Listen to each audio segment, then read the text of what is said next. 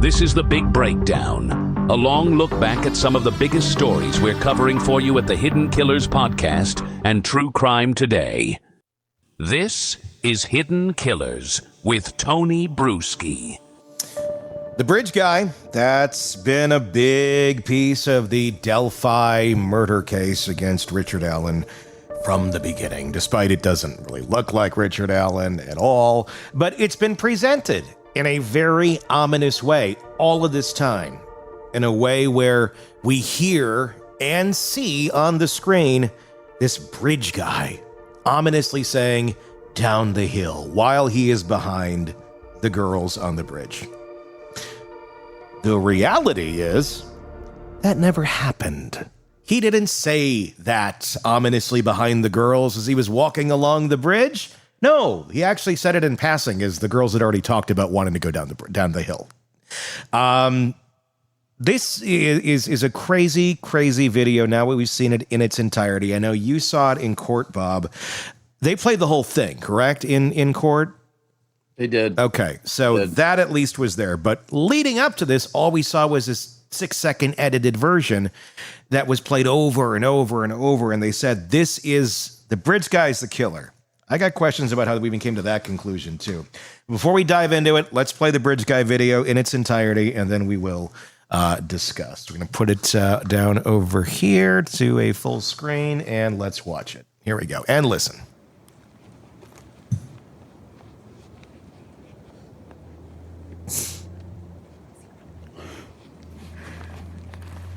So there's the girl on the bridge. There's bridge guy way back. See, this is the path that we are down.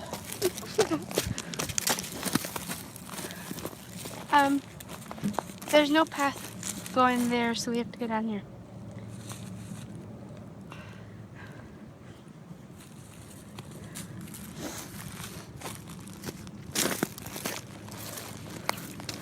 Guys. Bye. Let me break that down a little bit in case it was hard to hear. There's no path going there, so we have to go down here. The first person to say they want to go down the hill is the girls. It is not Bridge Guy. Bridge Guy is not like pressuring them to go down the hill. He's not like chasing them or stalking them. He looks like he's just a guy off walking on a day when there's probably a lot of people out there walking because it was a warm, late winter day. And then you hear him pass them, and he does a friendly, "Hey." And they're looking down the hill, and he goes, "Yeah, down the hill."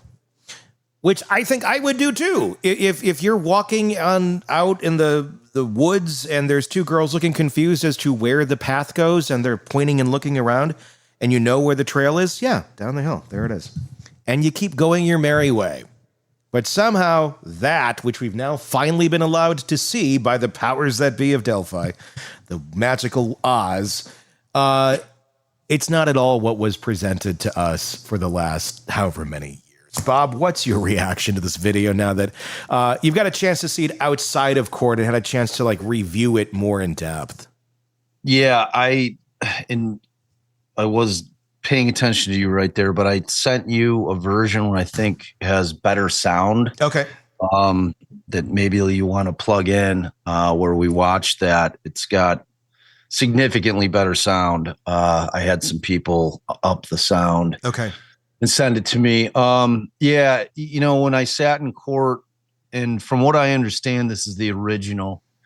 And remember that there exist 3 versions of this video. Okay. 4 if you're counting what they put out to the public, the 3-second clip of just Bridge Guy that was all grainy where you can't make out anybody's face. But this apparently was taken directly from the extraction of Libby's phone.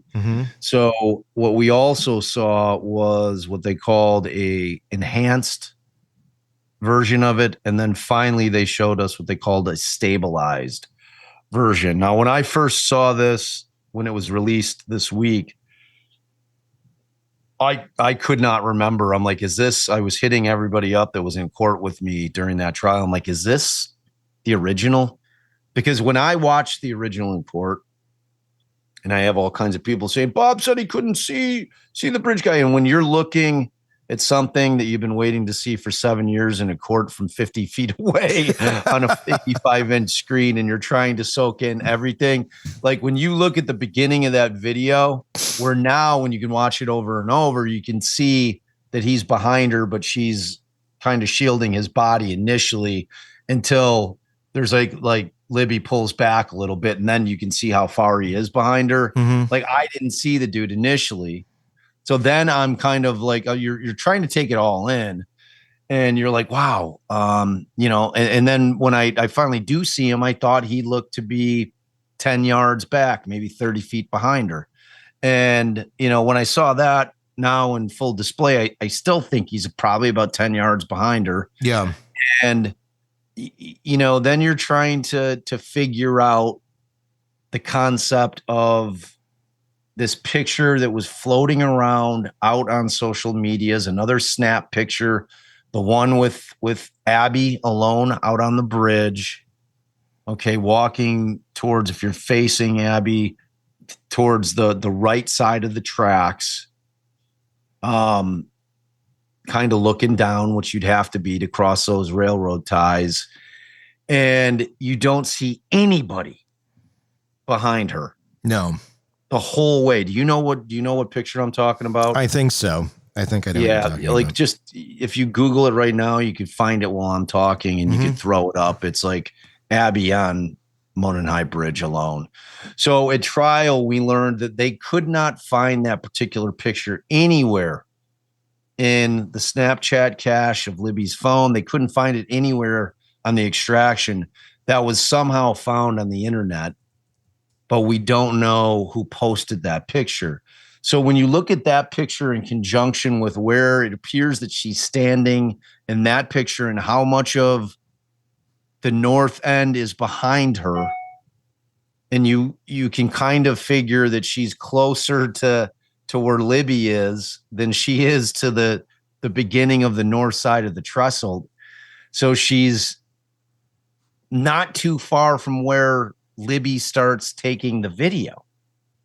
Yeah. And then you have to try to figure out, well, where the hell does this guy come? This is not the type of bridge that you can run across. No. It's a railroad, an old defunct railroad trestle. So it's literally railroad tracks where you have between a 14 and 16-inch gap between railroad ties. Okay, so like you have to vary it, and on top of that, half of these ties are completely deteriorating. Some of them are missing completely. So this is a very treacherous, terrifying walk across this bridge. No one is jogging across it. No one. So it then leads you to the place, well, where is this guy? It appears that there it is. Yeah. Okay. And yeah, there's no bridge guy on that shot. So Right. yeah, like the only other thought I would have on this is, number one, it didn't appear on her phone. So that's weird in itself. So did somebody else take this? Is that the question? Yes. Basically. Okay. So if somebody else took it, yeah, I mean, who would that be? How would that be? How did the guy get there? It could have been somebody that had access to her Snap account. Or but how do they get the picture is the $1 million question. Yeah. Because what I'm saying, it's not in her Snap cache. I'm talking about the extraction of her phone. Yeah. And one of the questions that I have, and I'm actually, Stacey Aldridge is going to be on our show next Thursday. And she was the defense expert, the phone forensic expert on the case. And she's going to talk about everything that she testified to. So I'm going to ask her if that means, does what is in her Snapchat cache, is that the type of thing that you can extract with the use of Cellubrite? Or because the whole point of Snap is that the pictures disappear. Yeah. Whatever you're sending disappears unless you have it in the setting that it doesn't. And it also gives people the opportunity when you put it out there that they can grab a screen grab of it, and they can save it down to their photos. Yeah. So, but my question is if this was taken with Libby's snap, would Cellubrite be able to extract it even if it had disappeared through the Snapchat application?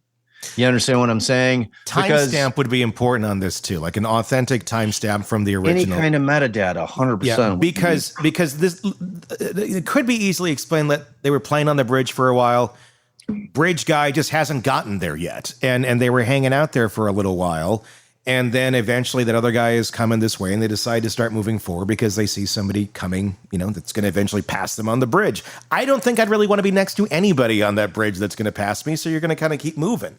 So in here, if you're looking behind Abby and you look to the right side of the rail, you can see one of the two platforms. Yeah. Okay. Go back there. See that thing that's sticking out? Yep. Right where your little cursor is. Yep. That is one of the platforms.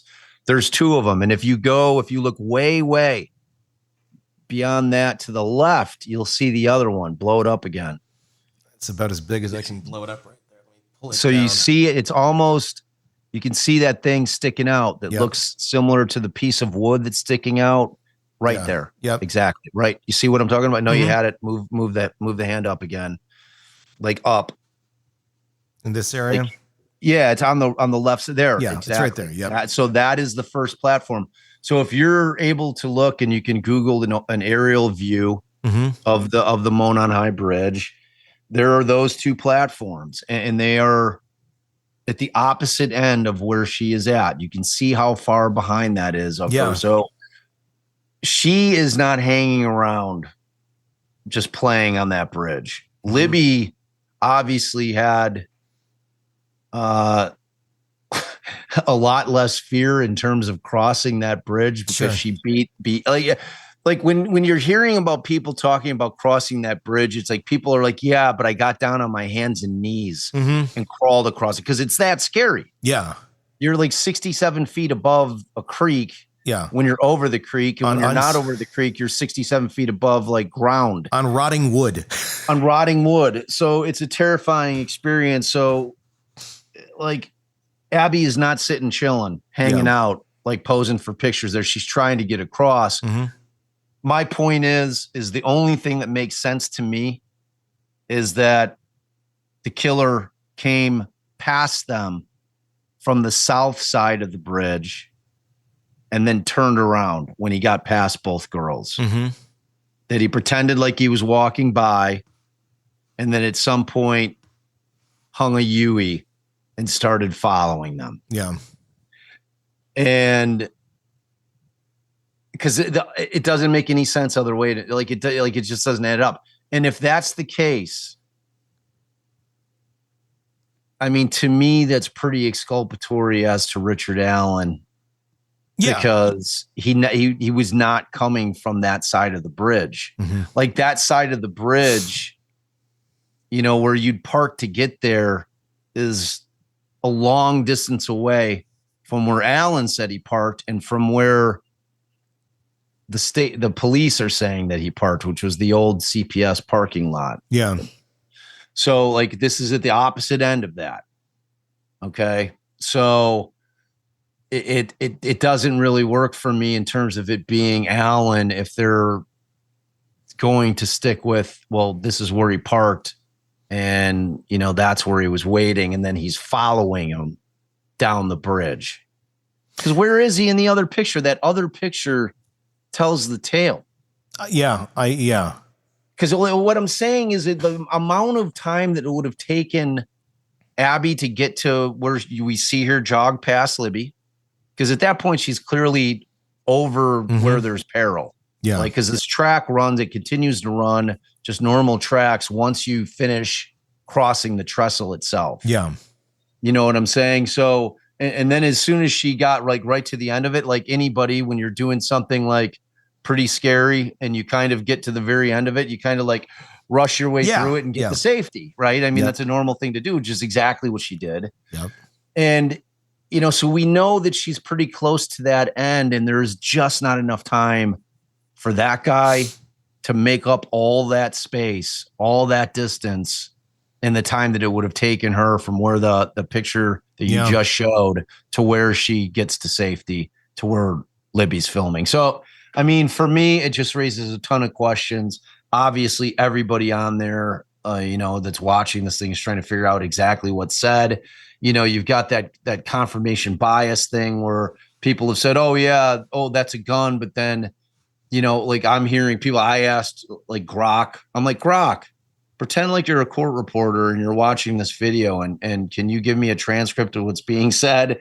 And Grok's like, I cannot do that. I don't know. I am just a robot. I can read with the transcript, and it's like, so, there's going to be people that are going to be trying to break down exactly what is said, because there's, and the way I don't, do you hear a gun being racked? No.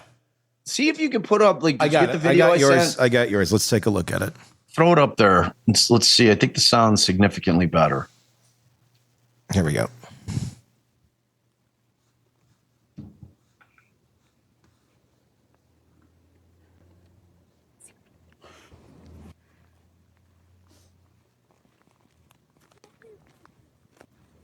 See, this is the path that we go down.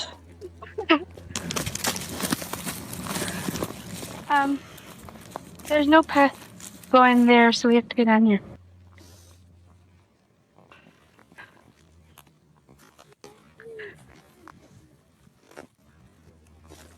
See, this is the Guys. path. Down the hill.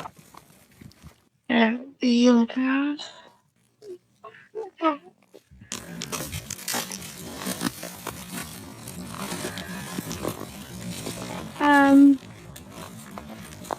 There's no path going there, so we have to go down here.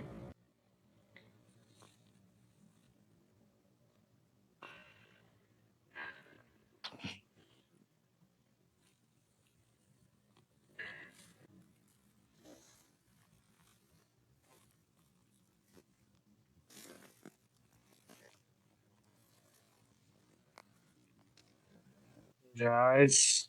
Bye. Down the hill.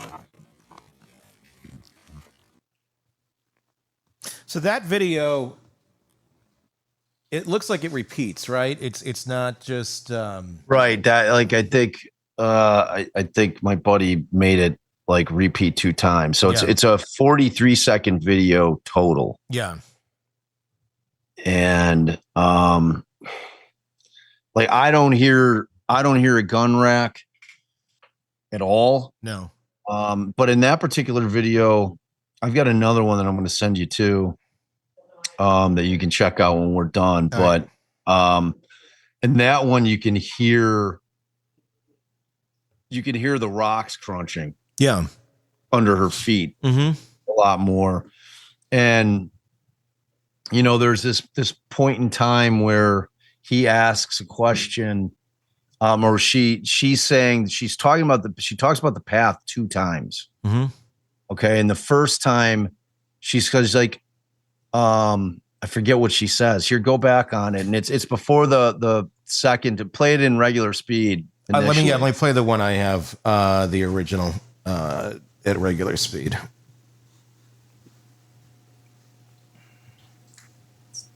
It is right here. All right, let's take a look.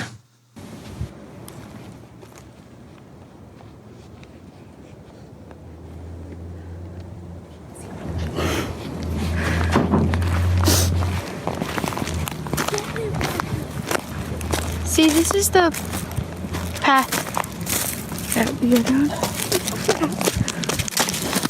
See, I'm not hearing the rocks crunching on yours either. I am.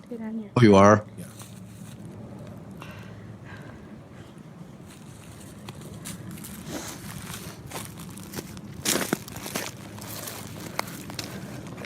Bye.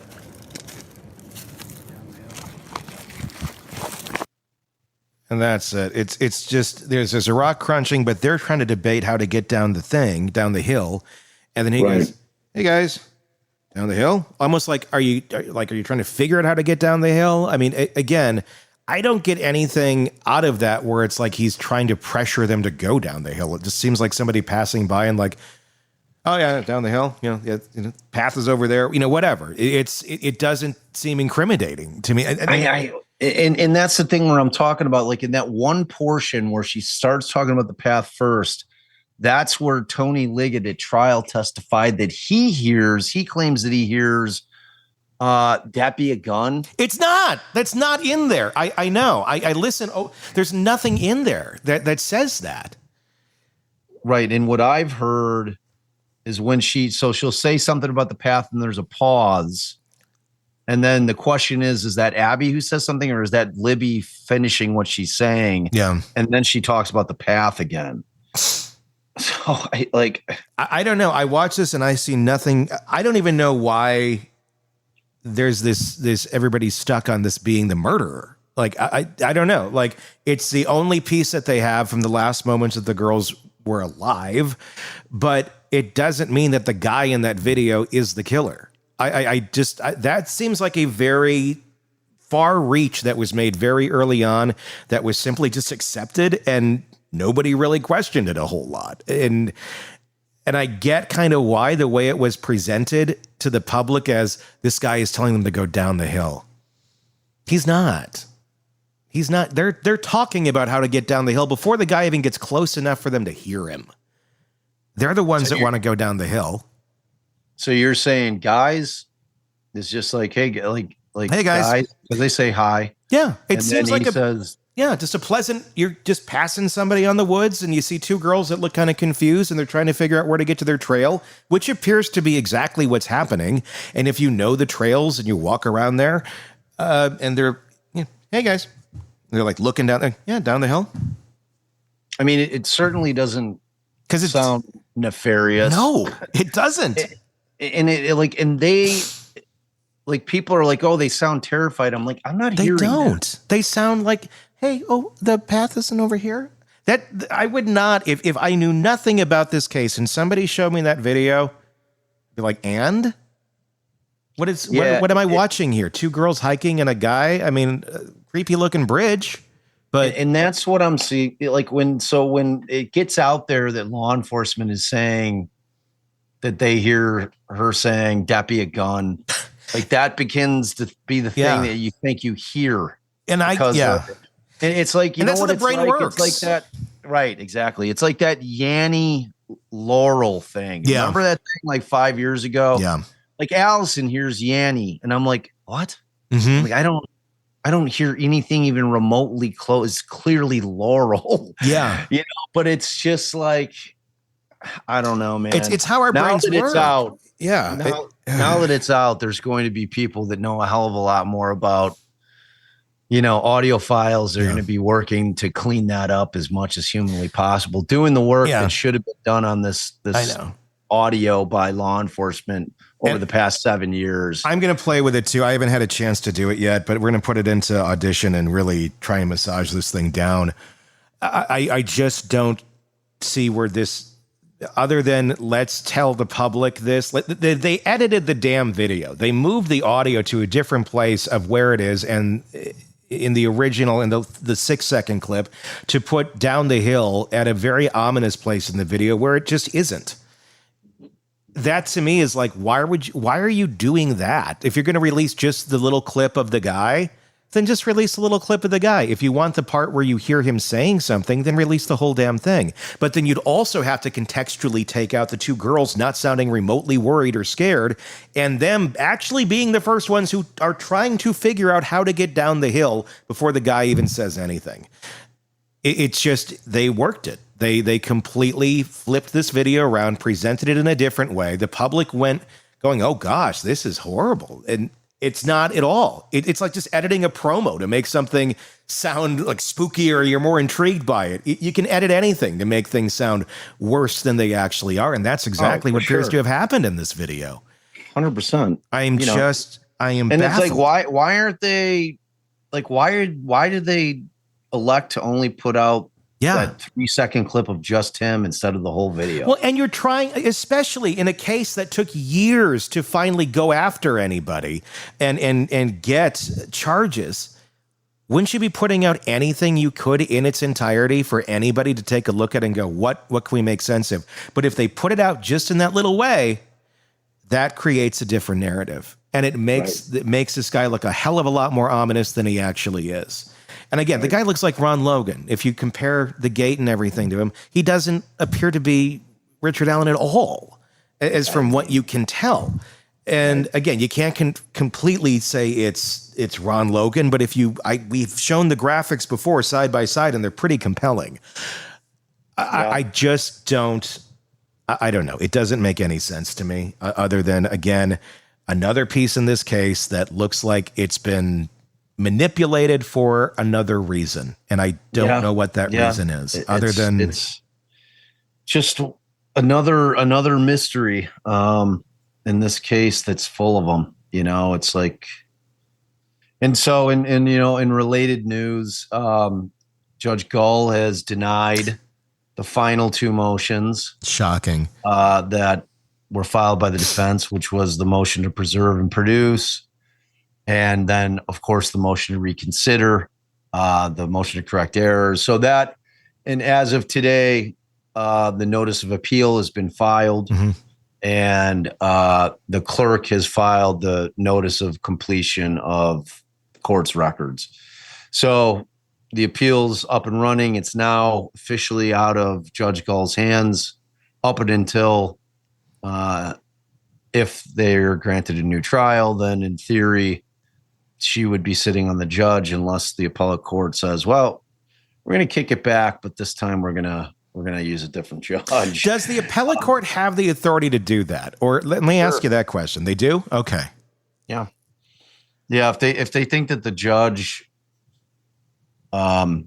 just made some critical errors, I mean, the appellate court could seek to have it tried in front of another judge. It wouldn't necessarily automatically go back to Gull, and she wouldn't have the opportunity to recuse herself. It would just simply be, we're getting a different judge. It's not your choice anymore. Well, if the opinion is silent as to like her trying it or her overseeing it again, then she's the judge. Yeah. And then it's going to be up to her as to whether or not she's going to do it again. Sure. Time window on something like this, now that that's been filed, where does that go? Well, the next step is the brief. Allen's brief has to be prepared. They have to get the full record, meaning all the exhibits put together, which I'm sure they're working furiously on right now. And once that is done, and I'm sure that appellate counsel is already working on their brief. They're working on identifying all the issues. They do that by going through the transcripts of all the hearings and the trial. They identify the issues that they think exist. They put together their brief. That will probably take a few months, 3, 4, 5 months. There are deadlines, but they usually can get extensions. Once they get it done, the response brief is due. And then after that, there may be a reply brief. But then once the court is fully briefed, then they start reading through it, and they'll decide if they want oral arguments or not. And if they do, there'll be a date set for oral arguments. I've heard that in Indiana, like the range is anywhere from 12 to 18 months. So hopefully he stays alive in jail or in prison for at least 12 to 18 months. That's the key. Yeah. That's the key. That's because the appeal goes away if he dies. Yeah. Yep. So messed up. So messed up. If you were listening to this and you want to see the video itself, you can check out our YouTube channel, Hidden Killers with Tony Bruschi, and watch everything that we were talking about, and be sure to hit subscribe there or wherever you're listening right now so you don't miss any of the updates on this case, because it's not going away anytime. This is Hidden Killers with Tony Bruschi. Tell you what, every time you think you're getting somewhere in the Delphi murder case, you're finding more evidence and more rabbit holes to go down.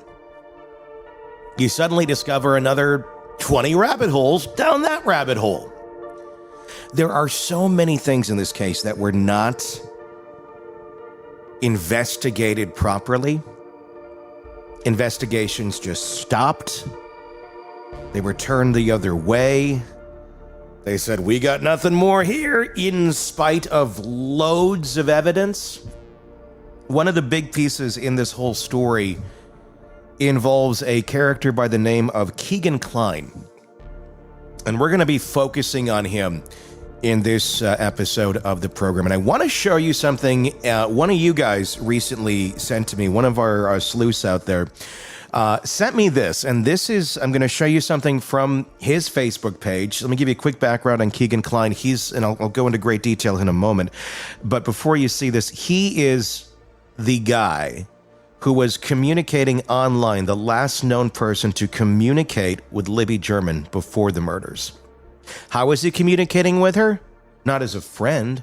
No, as a child predator.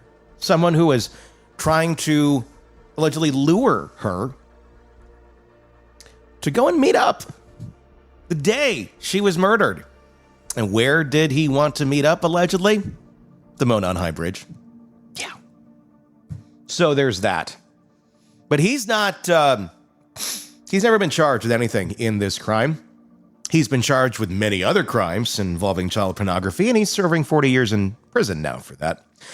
But he's a key player in all of this, denies being involved in any way, shape, or form, despite being the guy that's trying to lure her to the bridge the day she's murdered. Nothing to see here. And he's also the guy who on his Facebook page posted this. All right, okay, what is this? Is there anything to see here? Well, let's break this down a little bit. Keegan Klein has these alter egos, these fake personalities that he was using to try and lure people to him because he's a really disgusting looking human being and a really disgusting person on the inside and the outside. So he has to get behind these fake personas to have anybody have any interest in him whatsoever. So one of these is a music artist. He's claiming that he's in these bands and he's dropping these records and all this stuff, and it's all BS. It's just all completely made up. But on his Facebook page, he posts this. Now, what's significant about this? Well, he drops this on his Facebook page roughly a year after the murders, and you can see the date right up there. Okay, so it's roughly a year. And then the graphic itself. Got his name up there, Keegan Klein, and then there's a white rose in the middle of the graphic with a black backdrop. And then we see the date 12/27. Now, on the surface, one could go, oh, is that the album drop date? That's what one would think. It also happens to be Libby German's birthday. And the white roses represent innocence, purity. No, Libby German was a little girl. So one could easily think of her that way, especially if you're a child predator and wanting to take that from someone. White rose, the word rose on this graphic. And the other side, it literally says rose, in case you're listening. That's also Liberty's middle name. Liberty Rose German. So there's that. Suspicious, weird. Is it a tribute to this young girl who lost her life about a year before he posted this? Or is this some sort of sadistic look at me, haha, you won't figure me out type way of posting? Because he's kind of an idiot. It's kind of weird. It's kind of creepy. It's really weird and it's really creepy. And we're going to go into the whole story of Keegan Klein here in just a moment. I want to show you one other creepy thing that has been sent to me recently. And you may have seen this before. I may just be playing catch up and have missed some of these things because I don't really go into the Reddits and all of that. This is an image I'm going to show you here. And I want to contextualize it as well. You know, they were saying, the authorities in Delphi were saying, oh, you know, we put those composite sketches out there, but Obviously, Richard Allen doesn't look like any of them. So who could it be? Well, we could never figure out. We could never figure out who those sketches looked like. Really? Because a lot of other people did. What you see on the screen here, if you're watching us on YouTube and if you're listening to us, please go check out our YouTube channel, Hidden Killers with Tony Bruschi, and you can see the video version of all of these. Is the half and half composite sketches of what witnesses or who witnesses say they saw out there that day. And it's faces divided. You have one half the composite sketch, the other half an actual photo of some individuals who were alleged to have been seen out there that day. On opposite ends is Keegan Klein. That's Keegan there. That's Keegan there. The middle, Anthony Klein, his dad. Again, none of them have been charged with anything in this case. But, you know, if you're looking for somebody that looks like the composite sketches that other hikers said, hey, here's who I saw, you might have a few folks right there because none of them look like Richard Allen. So there's that. Let's get into our story. The last person, the very last person known to have contact with Liberty German before her murder was not Richard Allen. It was Keegan Klein. That fact alone should have made Klein the prime focus of the Delphi murders investigation. It should have led to immediate scrutiny, a deep dive into his digital history, and a race to uncover whether his communication with Liberty was more than just another online interaction. But instead, law enforcement sat on that information, let it collect a little dust, finally age for 3 years. While they chased dead-end leads and ignored the most damning piece of evidence that they had from the very start, a direct link between Keegan Klein and one of the victims.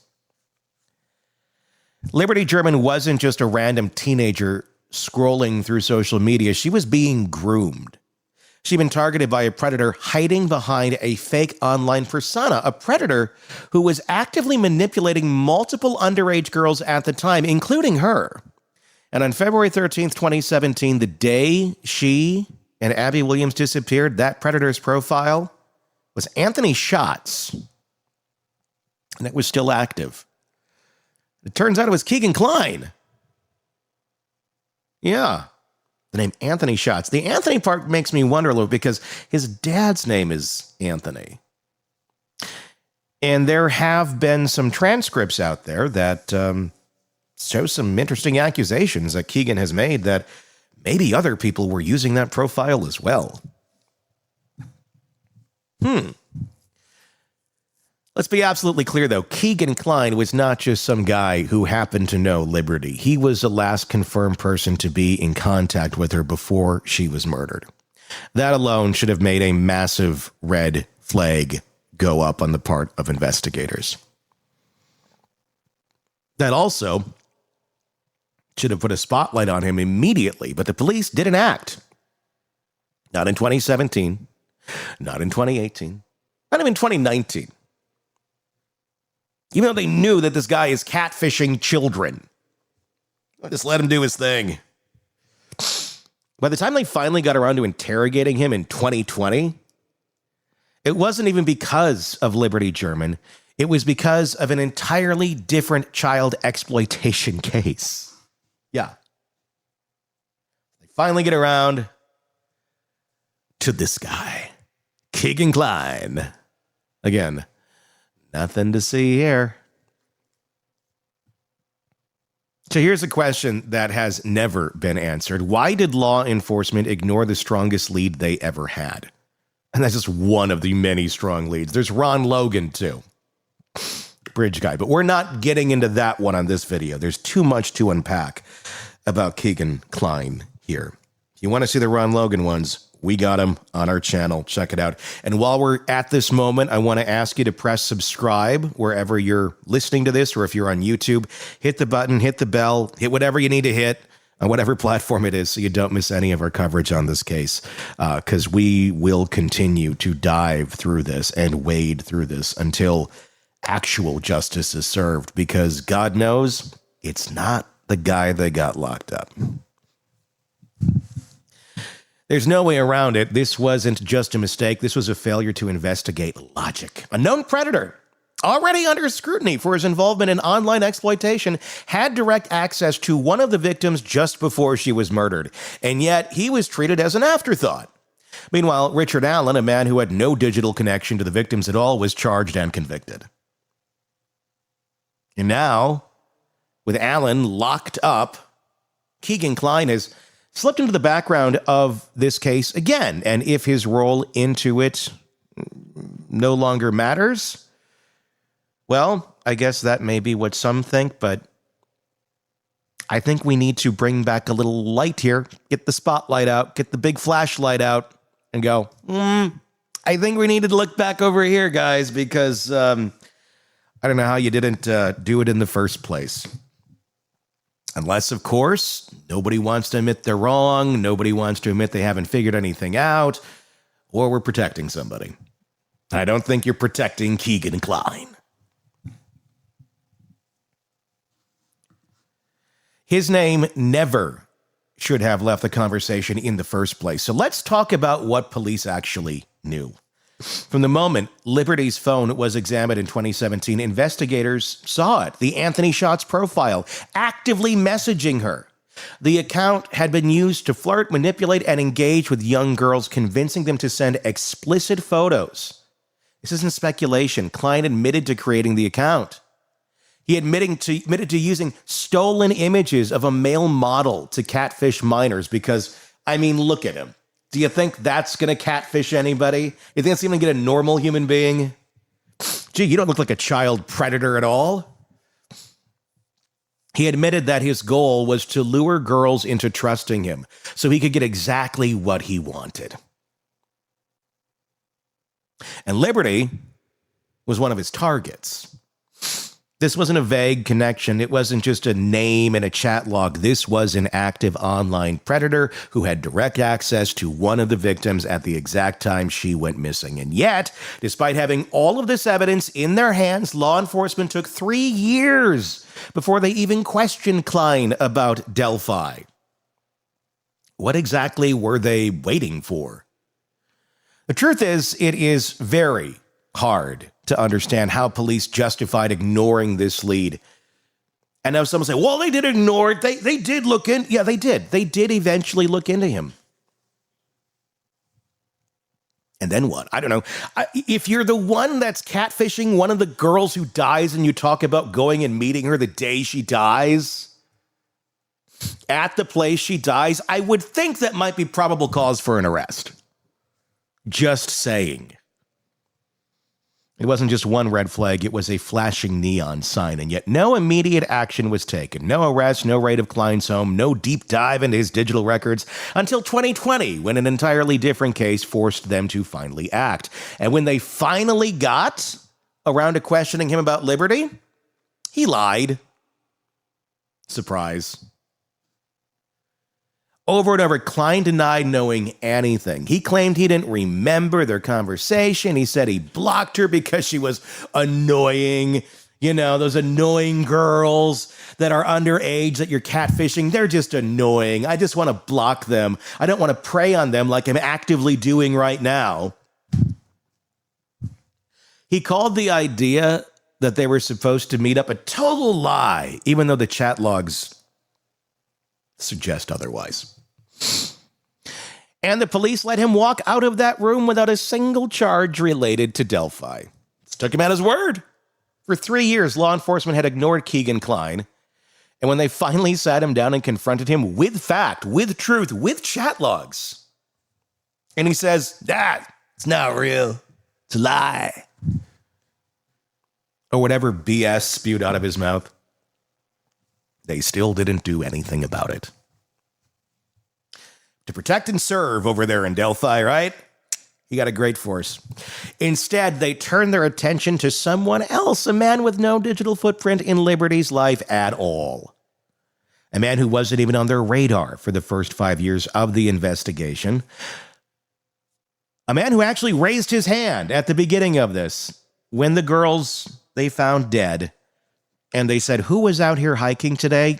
Please call us with any information you have, with anything that you know. What did you see? Even if you think it's just completely benign, just tell us what was your experience like out there that day. And you know who raised his hand? Richard Allen. He said, yeah, I'm a dad. I'm a father. I work over here at CVS. A lot of people know me. How can I help?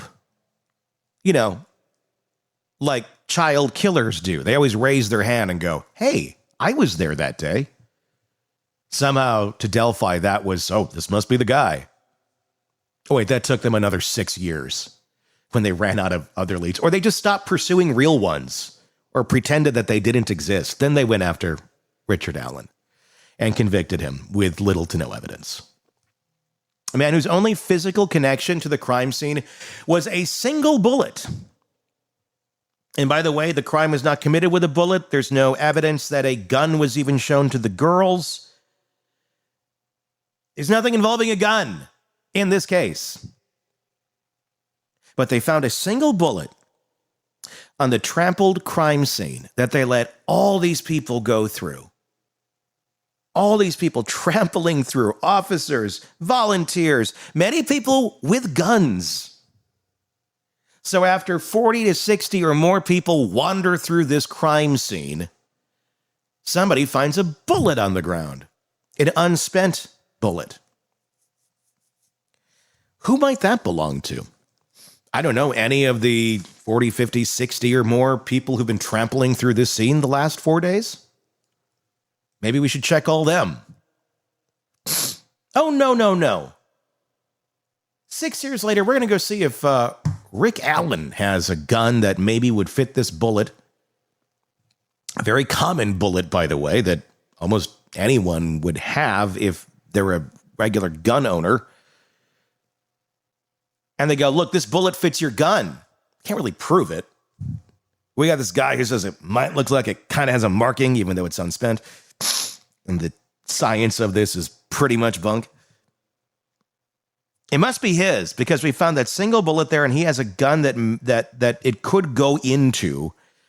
That means it's him. Now, keep in mind, this is a gun-loving community, and I'm not saying there's anything wrong with that.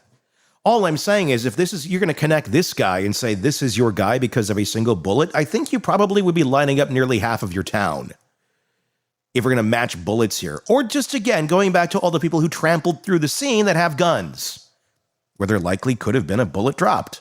Because a CVS guy who went out for a walk didn't have his gun with him. Rick Allen was just out for a walk, and then he raises his hand and said, how can I help? But that bullet must be his, so that automatically means he must have killed these girls. Yes, this is their logic, and if you think I'm making that up, dig into this case. This is why we are still talking about it, because they convicted him, and he's in prison now for the next 130 years. Again, he's a dad, he was a pharmacy tech, he was a husband, no criminal history, nothing, nada. No weird search history, no patterns of behavior that would indicate maybe there's some sort of interest in kids or killing or whatever. Nothing. Just a bullet on the ground that fit a gun he owned. So you better be careful if you ever drop a bullet anywhere, because any crimes nearby, near Delphi, you're going to get pinned for it. Or you won't. So here we are, years later, still left with the same unanswered questions. Why was Keegan Klein allowed to slip through the cracks? Because until we have an answer to that, this case is not solved. And it never will be. Keegan Klein wasn't just another suspect in the Delphi murders investigation. He was the only person with a verifiable digital connection to Liberty German before she was killed. He wasn't some mystery figure who vanished into the ether after the crime. He was right there, behind a fake online persona, actively grooming underage girls and talking to Liberty up until the day she disappeared and denying it under the profile Anthony Schatz. Wasn't some throwaway account either. It was a carefully constructed trap designed to lure young, vulnerable girls in. Klein stole photos of a male model, sometimes with sharp features, a perfect jawline, the kind of guy who could pass as an Instagram influencer. He built a fake identity around it, an online persona meant to gain trust, build connections, and exploit children. And for years, that's exactly what he did. When police finally searched Klein's electronic devices in 2020, what they found was horrific. Thousands of explicit images and videos of minors. Thousands of chats between Klein and underage girls. It wasn't just one or two victims. It was a pattern, a system he had perfected. And right there, among all those digital horrors, was Liberty German. She'd been talking to Anthony Schatz, not just once, not just in passing. She was actively communicating with Klein's fake account the day before she was murdered. And that was not speculation. That wasn't theory. That was fact. Police knew that Liberty had been speaking to this account. They had the chat logs. They could see the messages. They knew that this was more than some casual conversation. And the most damning detail, the chat logs suggested that Liberty and Anthony Schatz had planned to meet up. We're not talking about vague, half-joking exchange. We're talking about something serious enough to be flagged in the investigation. Something that made police believe that Liberty may have been lured to the bridge that day under false pretenses. Think about that for a second. A known predator actively communicating with Liberty German, a meeting may have been planned, and instead of going after that lead immediately, law enforcement sat on this information for years. It was there, or if there was ever a moment where the Delphi investigation completely fell apart, this was it. Because digital records don't lie. There was no reason to hesitate, no reason for police to question whether this was relevant. The second they saw Liberty German's name in the chat logs, the second they saw messages between her and Anthony Schatz leading up to the day she vanished, Keegan Klein should have been the number one priority. But he wasn't. Instead of treating this as a massive lead as it was, police buried it. They never made a public statement about it in 2017. They never put out warnings about the Anthony Schatz profile to see if other victims might come forward. They never once told the public that they were actively investigating a known child predator who had been talking to Liberty the day before she was murdered. For 3 years, nothing happened. Klein remained free. His Anthony Schatz account was never linked to the case publicly. The investigation dragged on, cycling through suspects, chasing tips that led nowhere. Unless, of course, you're talking about Ron Logan. But again, that's for another story. While the one person actually connected to Liberty was left untouched, and all the while Klein kept up his act, he kept using Anthony Schatz to groom more girls. He continued to build trust with underage victims under the same fake persona, pretending to be someone he wasn't. He wasn't hiding. He was right there, doing exactly what he had been doing when he talked to Liberty. It wasn't until 2020, when Klein was finally arrested for child exploitation, that law enforcement even started to acknowledge his connection to the Delphi case. But by then it was too late. They'd wasted years. And that's why this case still doesn't make sense now. If law enforcement truly believed that Keegan Klein had nothing to do with the murders, then why did they hide the fact that he was talking to one of the victims? If they truly thought Anthony Schatz was irrelevant, then why did they wait so long to publicly acknowledge it? And if they did suspect that Klein played a role, then why was he never charged with anything related to the Delphi case? None of this adds up. What we do know is this. The strongest lead in the Delphi murders case was ignored for years, and Liberty German was being manipulated by a known predator. She was communicating with him directly, and police had this evidence from the start. And yet, despite this, Keegan Klein still wasn't the one sitting in the defendant's chair in 2024. And that is a failure that cannot be ignored. By 2017, police had everything they needed to at least treat Keegan Klein as a person of interest. In the Delphi murders, Liberty German's phone gave them the biggest lead in the entire investigation. Her active conversations with the Anthony Schatz account leading up to the day she was killed, the fact that she had been talking to his fake profile should have launched an immediate deep dive into the person behind it. But that did not happen. Instead, law enforcement sat on the information for 3 years. And in those 3 years, Keegan Klein was left alone. There were no raids on his home, no early morning knocks on the door, no pressure to explain why his fake account was the last known digital contact with one of the victims. While the police spun their wheels chasing dead-end leads, Klein lived his life like nothing had happened.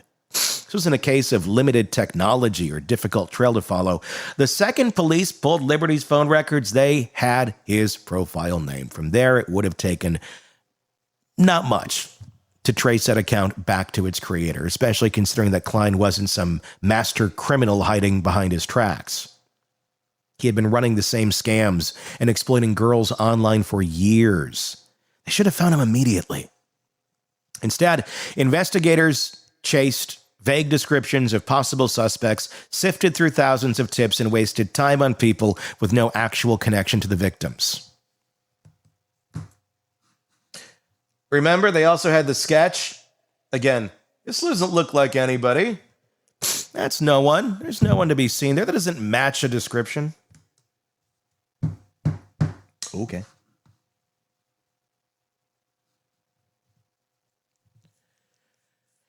Meanwhile, Klein continued using Anthony shots to target more girls, manipulate them, and collect explicit images, all while law enforcement ignored the most crucial digital trail sitting directly in front of them.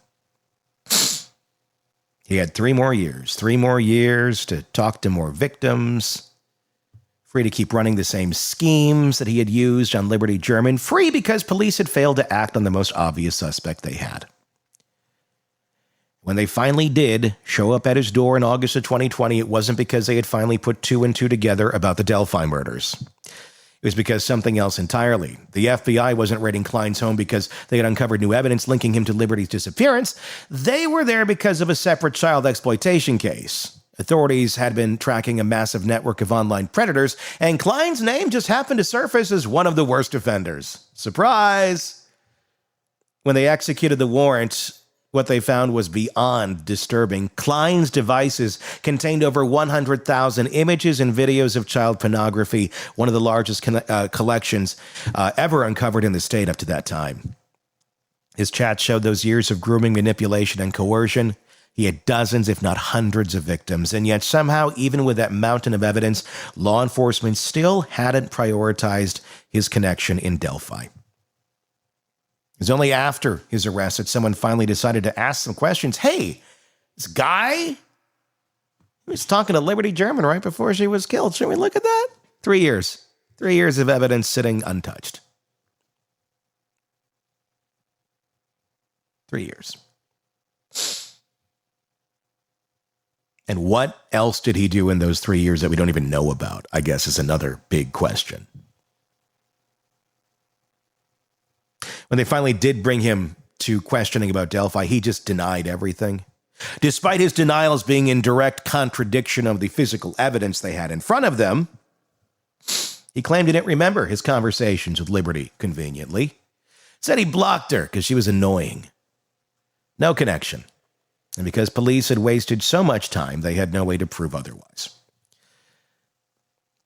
By August of 2020, whatever physical evidence might have connected Klein to the crime scene was long gone. Any electronic evidence that could have tied him to the murders had either been wiped or was now buried under years of new digital activity.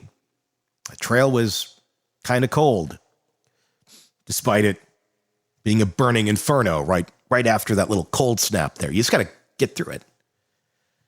And that was law enforcement's fault. They had the lead, they had the name, they had the evidence, and they did nothing with it. Remember, I got to say here, Klein's never been charged with anything related to the Delphi murders. So, innocent in the eyes of the law. Keegan Klein was simply arrested for child exploitation, simply, and possession of child pornography. And just like that, the biggest mistake of the investigation was complete. Klein should have been the focus from the very beginning. Instead, he was left untouched for 3 years. By the time police finally got around to questioning him, it was too late to fix their mistake.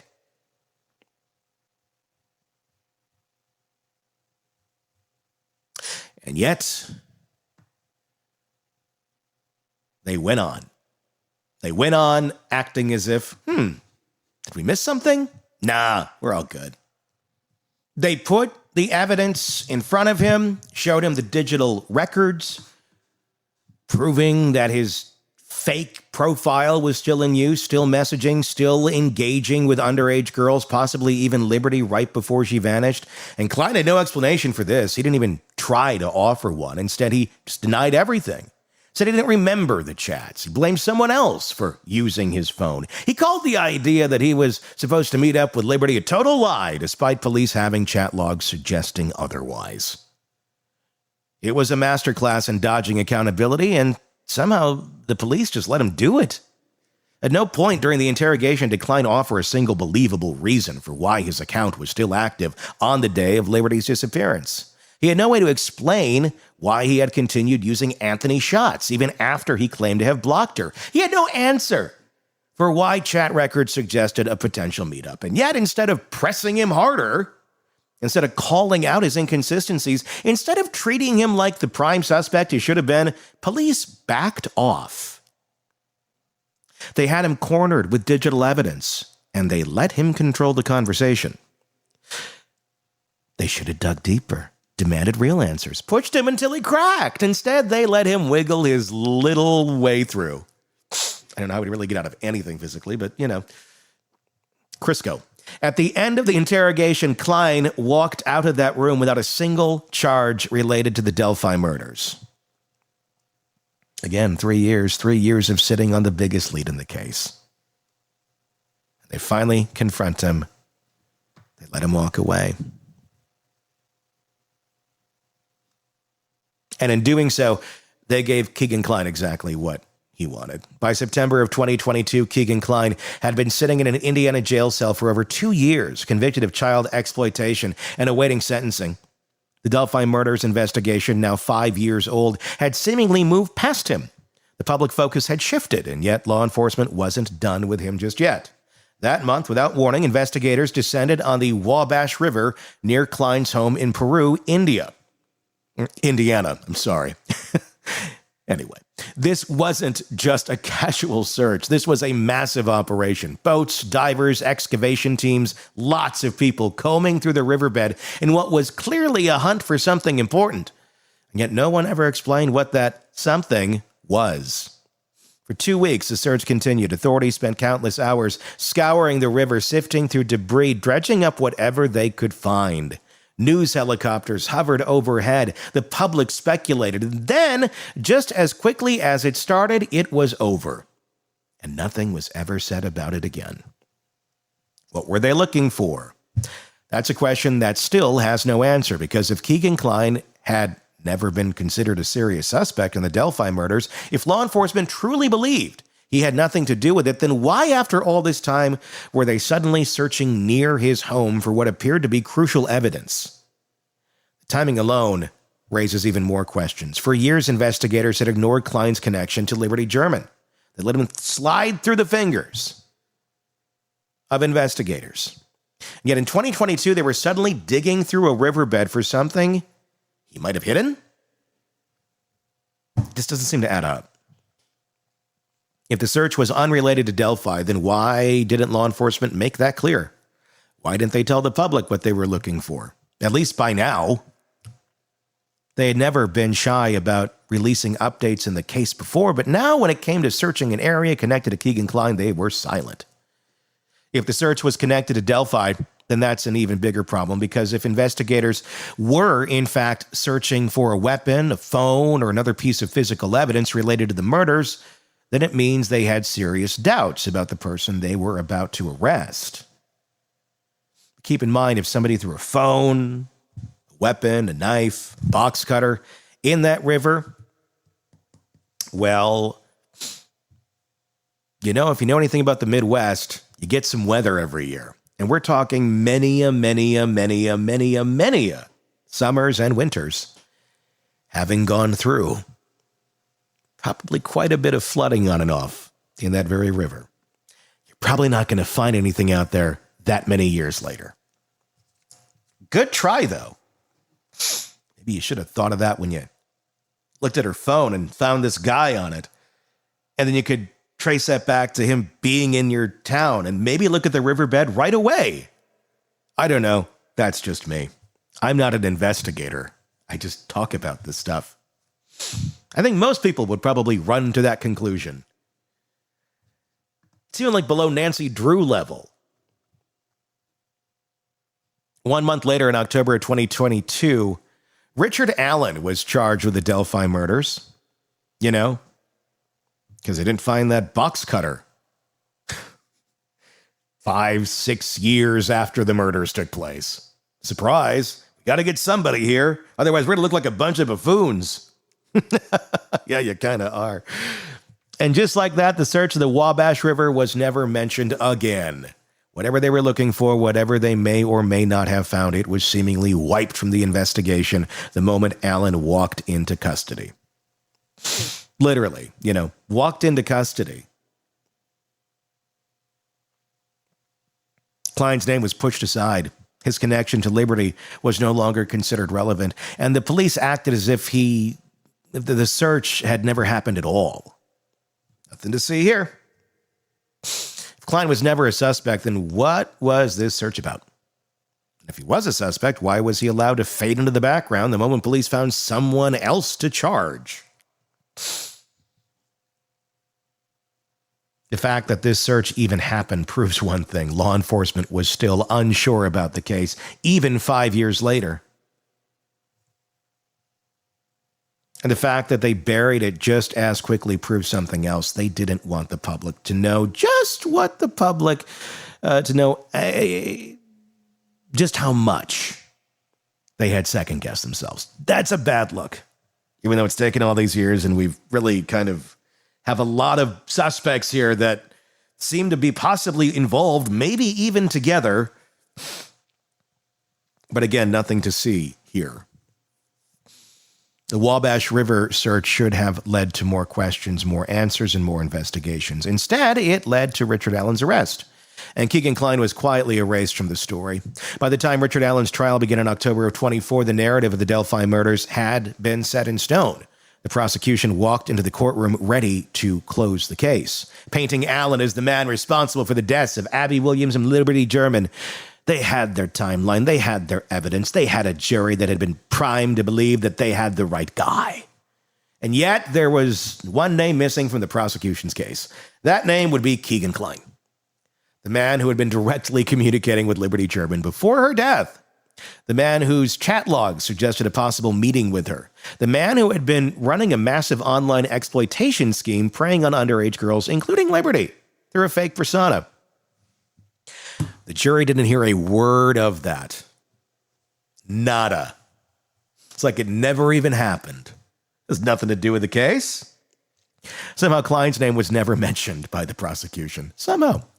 The state's entire argument revolved around Richard Allen, the man who had no known digital connection to Liberty or Abby, a man whose only physical tie to the crime scene was that single bullet, a man who, for 5 years, had been completely off the radar of this investigation. That single bullet, by the way, also, again, I got to stress, never truly connected him to the crime scene. Someone said, "This must belong to you." He says, "No, it doesn't." Prove it. And they really couldn't prove it. So just put yourself in that situation for a second. This must belong to you. No, that's not mine. Well, there's writing on this pad. Don't you write on pads? Oh, yes, I do write on notepads. Well, then it's yours. It must be yours. Case closed. That's essentially what happened. It makes sense in Delphi, I guess. Allen's defense team saw the problem here. They saw the gaps. They saw the ignored evidence. They saw how law enforcement had spent years chasing the wrong people while sitting on real digital proof that Liberty had been talking to a predator before she died. And they made a move that should have changed everything. They called Keegan Klein as a witness. At first, it seemed like the trial was about to take a major turn. Klein, who had spent years evading real scrutiny in this case, was finally going to be able to finally going to be forced to speak under oath. Finally going to be confronted with his shifting stories, his digital footprint, and his role in Liberty's final hours. The court even ordered him to be transported from prison to testify. But then, as As everything goes in Delphi. Nothing happened. Klein was on the witness list, but he never took the stand. No testimony, no cross-examination, no moment of reckoning, just not like he's even part of this. And no one ever explained why. There's a few possibilities, none of them good. First, the judge may have placed restrictions on what Klein could say, and if the defense wanted to use him to question the integrity of the police investigation, but the court limited how much of that could be brought up, then calling him might have been pointless. And if you know anything about Judge Gall, she doesn't like any fingers pointed in a direction that she doesn't think that they should be going. Really impartial like that. The second, the prosecution may have cut a deal with Klein to keep him quiet. If there was any risk that he would say something that could shift suspicion back onto himself, or worse, reveal how badly law enforcement handled their investigation, they may have found a way to ensure he never spoke in front of a jury. Third, the defense may have realized Klein was too unpredictable to be useful. He'd already proven in multiple interrogations that he could dodge questions with ease, that he could twist the truth just enough to cast doubt without actually incriminating himself.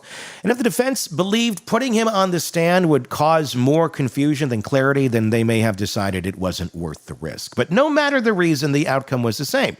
The jury never got to hear from the one man who was actively in contact with Liberty German before she was murdered. Instead, they were told to focus on Richard Allen. And when the verdict finally came down, it was Allen, not Klein, who was convicted of the Delphi murders. And just like that, Klein once again slipped out of the spotlight. Once again, he avoided the scrutiny he should have faced from the very beginning. And once again, law enforcement got to pretend that his role in the case didn't matter. But it does. Because no matter how many times they try to erase his name from the story, Keegan Klein remains the biggest unanswered question in the Delphi murders. Keegan Klein has never been charged in the Delphi murders, nor for conspiracy, not for accessory, not for obstruction, not for anything. Despite the mountain of digital evidence linking him to Liberty German, despite chat logs suggesting of a planned meeting, despite his own admission that he was behind the Anthony Shots profile, he has never once been officially accused of playing a role in the murders. Instead, Richard Allen, a man with no known digital connection to Liberty or Abby, was convicted and sent to prison for the crime for the rest of his life. And if that doesn't sit right with you, it shouldn't. Because when you compare the case built against both men, it's Klein, not Allen, who had the stronger circumstantial evidence against him. From the very beginning, law enforcement had concrete proof that Klein had been in contact with Liberty. He wasn't a vague suspect with no ties to victims. He wasn't a name pulled off of a police tip line. He was actively messaging one of the girls before she was murdered. There were no text messages, no social media conversations, no digital evidence at all linking Richard Allen to Liberty German. There were chat logs, metadata, and documented pattern of predatory behavior connecting Keegan Klein to Liberty German, though. Yet Allen was charged, Klein wasn't.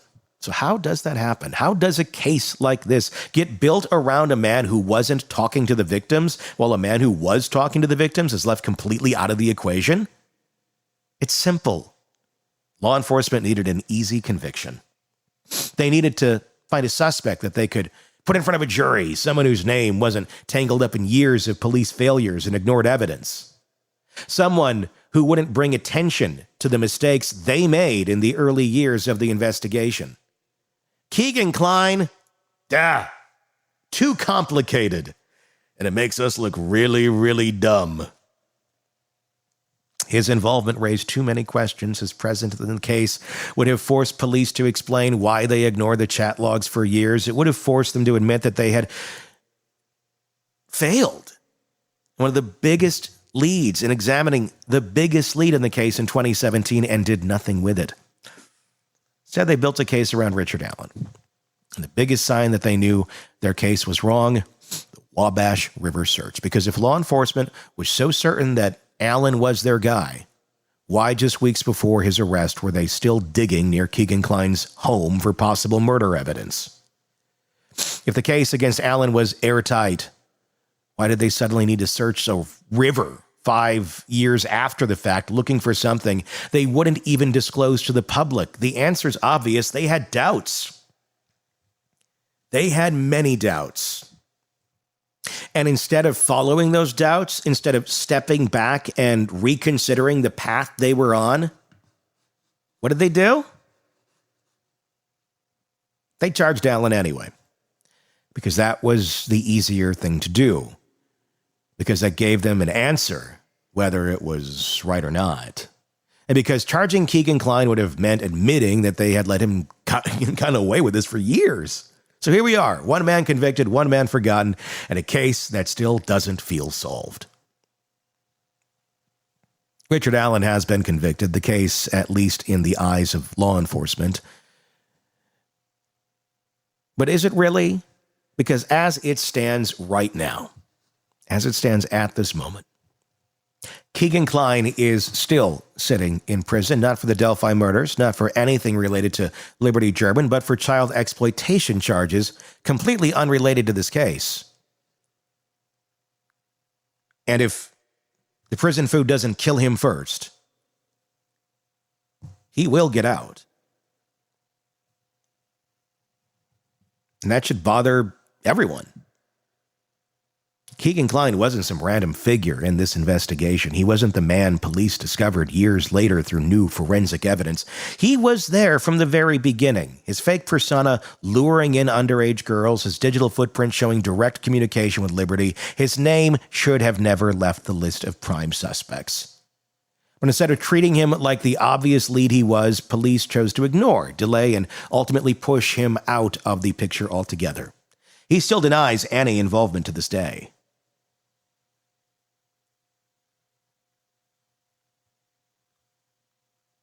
He's never been charged with anything connected to the murders, never been forced to answer why his fake account was still active the day Liberty vanished. Or he was, but he doesn't remember. Or he doesn't know. Or I don't think so. Or that's a lie. Those are his answers. And they were just accepted. Never been held accountable for his role leading up to this and leading her into an online trap, one that may have ultimately led to murder. But by who? Maybe that's one of the biggest questions still to this day and one of the biggest failures of all of this, because here's what we still don't know. What did police find in the Wabash River, and why did they go there when they spent weeks searching near Klein's home in 2022? Why was Klein ordered to be transported to testify at Richard Allen's trial only to never take the stand? Will he ever be charged for involvement with Liberty German? Have to walk back Richard Allen's conviction before that. Did law enforcement let the real killer walk free in favor of an easier target? I am not saying Keegan Klein is the killer. I'm saying he certainly has more information. They would say there's no coincidences. Well, this isn't a coincidence. This is just blaringly obvious evidence directly in front of you. There's no scenario where Keegan Klein should have been ignored as completely as he was. The evidence against him was right there from the beginning, and yet police chose a different path, one that conveniently kept the focus away from their biggest investigative mistake. And until those questions are answered, this case will never be truly solved. Because one thing remains abundantly clear.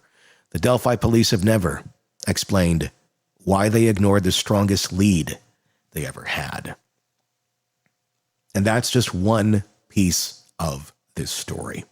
And believe it or not a very big piece, but a very key piece if you're trying to really understand the whole thing and try to find that real piece of evidence that does connect someone to this in a real tangible way. This is a pretty strong one in terms of digital footprint. There's a lot in this case. You can find it all over our channel. Be sure to press subscribe wherever you're watching us or listening to us right now so you don't miss any of our continuing coverage on this case. It is not going to go away. I'm Tony Bruschi. Thank you for listening.